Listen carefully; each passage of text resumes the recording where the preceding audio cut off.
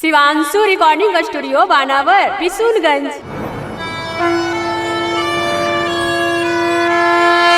बोली बोली छठी मैया की।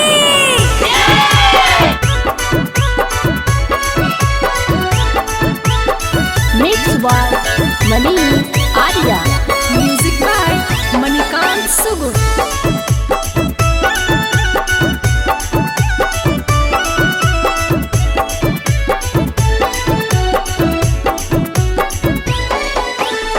लेके कोला सुपवा मैया खड़हियो घटिया जी करिल नायरग सुबी कारजी ए जी। लेके कोला सुपवा मैया खड़हियो घटिया जी करिल नायरग सुबी कारजी।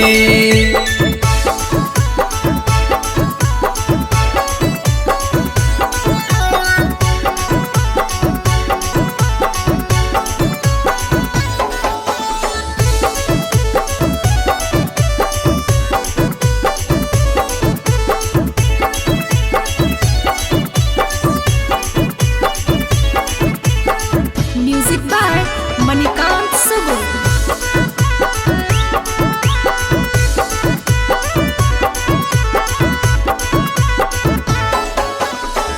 कहो बझनिया मैया मारह कुताना माजी गाँव घर ले हो लुलू आई जी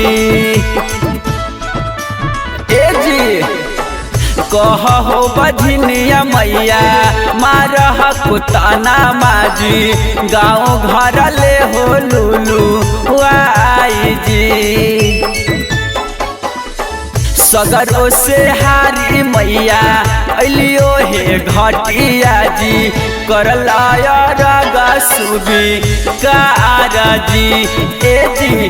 लेकोला सुपवा मैया खड़हियो घटिया जी करिलायरग सुबी कारजी।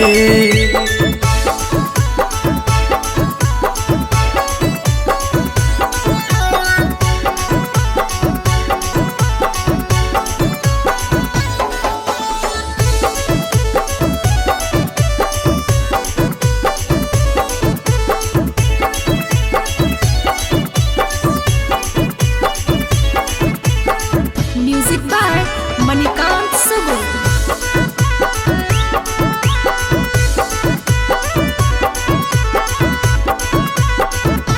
ए जी कर मुसुबिकार मैया हमरो यार गिया जी पचसुप से देबो दोहा राई जी ए जी। कर मुसुबिकार मैया हमरो यार गिया जी पचसुप से देबो दोहा राई जी। अहिरा सुधीर मैया दौरा उठबई बोजी घाट तक देबो पहुँच बाई जी ए जी। लेके कोला सुपवा मैया खड़हियो घटिया जी करिलायरग सुबी कारजी ए मैया। शिवांशु रिकॉर्डिंग स्टूडियो बानावर बिशुनगंज।